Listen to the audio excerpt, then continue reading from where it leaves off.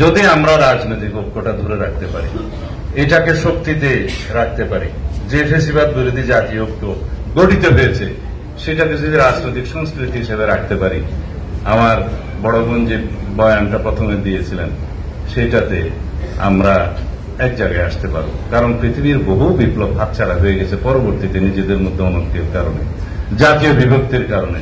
মিশরে হয়েছে, টিউনিশিয়া হয়নি, অন্য দেশে হয়েছে, আরেক দেশে হয়নি। আমাদের এখানে যে ব্যাহত হয়ে যাবে না তার কোন সম্ভাবনা কি আছে? যেহেতু প্রতিটা স্বৈরাচার প্রচুর পুঁজি নিয়ে একটি দেশে বসে আছে, অপারেট করছে, ভাষণ দিচ্ছে, আমাদের এই যে ইয়াং ছেলেপেলেরা রিয়াক্ট করছে। আমি মনে করি রিয়াকশনের দরকার ছিল না। সেহেতু তার একটা তৎপরতা থাকবে বাংলাদেশের মধ্যে আমাদের মধ্যে অনৈক্য সৃষ্টি করার, তার একটা তৎপরতা থাকবে বাংলাদেশের মধ্যে অস্থিরতা সৃষ্টি করার, এবং সেটার ফায়দা তারা নেয়ার। এইটুকু আমরা বুঝলেই হবে, এইটুকু বুঝলে আমাদের মধ্যে ঐক্য হবে। তাদের চাহিদা আছে জুলাই ঘোষণাপত্র, না ডিক্লারেশন, জুলাই ডিক্লারেশন। আমরা তো বলেছি এটা একটা পলিটিক্যাল ডিক্লারেশন, পলিটিক্যাল পাওয়ার, ঐতিহাসিক দলিল হবে সামনে। কিন্তু সেটা নিয়ে হঠাৎ করে নিজেরা 5.5 মাস 6 মাস পরে এত অস্থিরতা তো দরকার ছিল না, আলাপ করা যেত। এখন সেটার মধ্য দিয়ে আমরা একটা ইউনিটিকে আমরা বন্ডিং এর মধ্যে নিয়ে আসতে পারবো, সেটা ঠিক আছে। আজকে আমার সাথে বৈঠক আছে এই জুলাই ঘোষণাপত্র নিয়ে। যাই হোক, আমরা সবাইকে একসাথে ঐক্যবদ্ধ করে এই ঘোষণাপত্রের শরিক মালিকানা দিতে চেয়েছি, যাতে অনৈক্যের কোনো সৃষ্টি না হয়, এটার কৃতিত্ব যাতে কোনো একটা অংশ না নেয়। দীর্ঘ 16 বছরের ফেসিবাদ বিরোধী গণতান্ত্রিক সংগ্রামে অনেক কিছু হয়েছে, অনেক রক্তপাত হয়েছে, খুন হয়েছে, গুম হয়েছে। আমি নিজেও সেই 10 বছর গুমের শিকার। সেগুলোকে আমরা ধারণ করব না।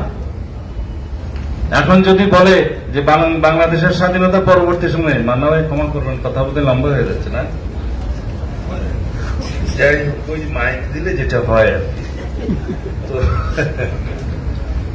সেটার পরবর্তীতে কি জাতিতে অনেক রকমের বৈপ্লবিক বলবো না, অভ্যুত্থানিক ঘটনা কি হয়নি?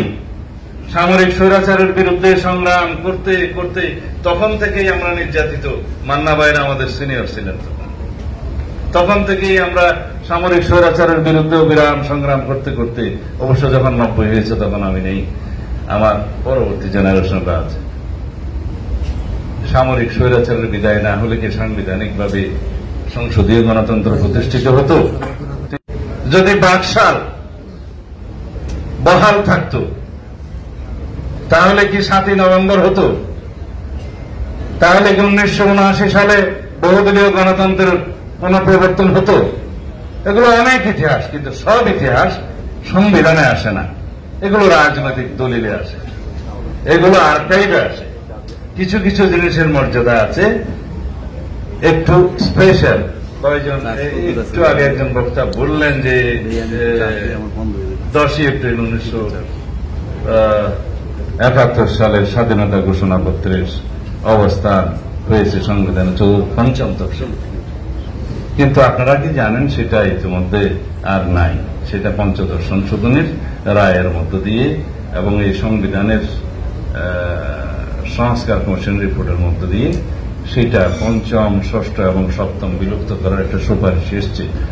কারণ এটাকে প্রশ্নবিদ্ধ করা হয়েছে একজন ব্যক্তির বক্তৃতাকে তার সাথে আর একটা তফসিলে রাখার কারণ, হাতে লেখা একটা স্বাধীনতা ঘোষণা দেওয়ার কারণ স্বাধীনতার ঘোষণাপত্র এটা একটা ঐতিহাসিক দলিল, সেটা আর্কাইভে ছিল, মর্যাদায় ছিল, সেটাকে মানুষ ধারণ করেছিল, কিন্তু বিতর্কিত করা হলো অন্য 2-1টা জিনিসের সাথে যুক্ত করে তফসিলের অন্তর্ভুক্ত করার কারণে।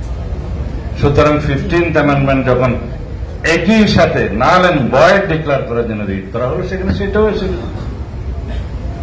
এখন সংস্কার কমিশনের রিপোর্টে প্রায় সব স্টেক হোল্ডার 15th অ্যামেন্ডমেন্টের সমস্ত বিষয়গুলো যেহেতু বাতিল চেয়েছে, তারাও সেটা রিকমেন্ড দিয়েছে। আমি পড়েছি ইতিমধ্যে, তারাও সুপারিশ করেছে সেটা।